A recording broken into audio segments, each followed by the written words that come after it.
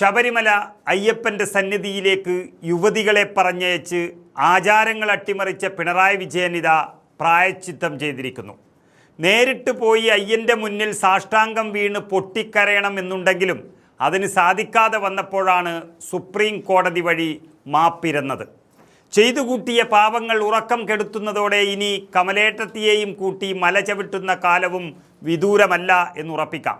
ഏതായാലും യുവതീ പ്രവേശനത്തിൽ മലക്കം മറിഞ്ഞ മുഖ്യമന്ത്രിയും സർക്കാരും ഇതുവഴി രക്ഷപ്പെടുമെന്ന ചിന്ത വെറുതെയായി.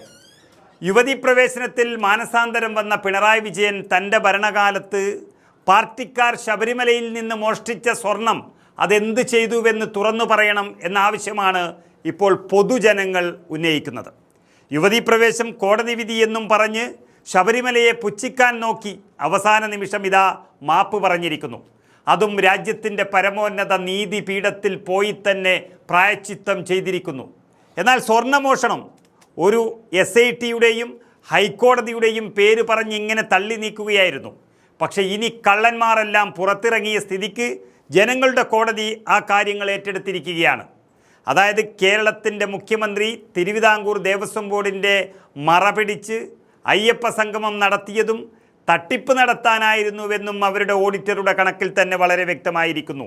പാടാത്ത പാട്ടിന് പണം നൽകിയതും പാടിയ പാട്ടിന് നൽകിയ പണത്തിന് കണക്കൊളിപ്പിച്ചതും ജനകോടികളുടെ മുന്നിൽ നാണം കെട്ടത് മാത്രമല്ല, ശബരിമലയിലെ കൊള്ള മുഴുവൻ പുറത്തു വന്നത് ആ തട്ടിപ്പ് പരിപാടിയോട് കൂടിയാണ്.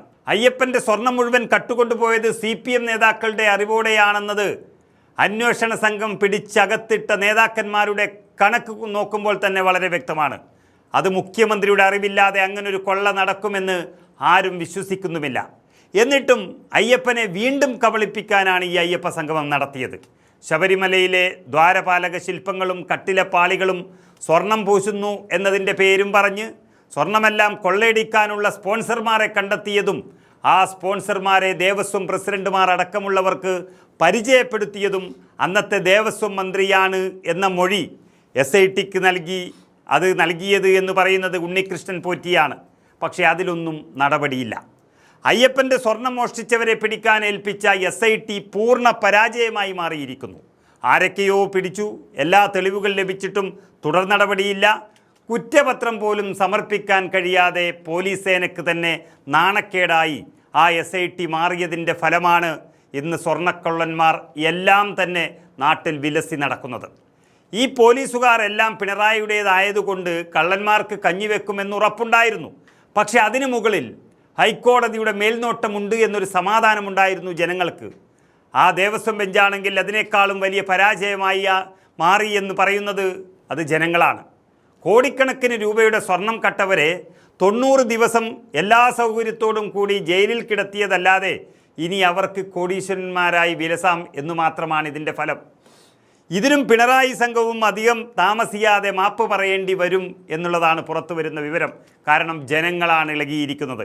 ശബരിമല യുവതീ പ്രവേശത്തിൽ എല്ലാ തോന്നിയാസവും കാണിച്ചിട്ടും കുറച്ചുകാലം പുണ്യാളന്മാരായി നടന്ന പിണറായി സർക്കാർ കൂടുതൽ വൈകാതെ തന്നെ മാപ്പ് പറഞ്ഞ് കോടതിയിൽ അഭയം തേടിയിട്ടുണ്ടെങ്കിൽ അതിനേക്കാളും 100 ഇരട്ടി തെറ്റ് ചെയ്ത ഈ സ്വർണ്ണക്കൊള്ളക്കേസിൽ അധികം സമയം വേണ്ട ഇനിയും മാപ്പ് പറയാൻ. കാരണം ഇത് ജനങ്ങളുടെ കോടതി ഏറ്റെടുത്ത് കഴിഞ്ഞിരിക്കുന്നു. സർക്കാരിനും അവരുടെ പോലീസിനും അതുപോലെ കോടതിക്കും ഈ കള്ളന്മാരെ കണ്ടെത്താനും ശിക്ഷിക്കാനും കഴിയുന്നില്ല എങ്കിൽ അയ്യപ്പൻ അത് ജനങ്ങളുടെ കോടതിയെ ഏൽപ്പിക്കാൻ പോവുകയാണ്. നിയമസഭാ തെരഞ്ഞെടുപ്പാണ് വരാൻ പോകുന്നത്. മഷി പുരട്ടുന്ന വിരലുകൾ ചൂണ്ടുന്നത് ആരെ എന്നാണ് നമുക്കിനി പെട്ടെന്ന് കാണേണ്ടി വരുന്നത്.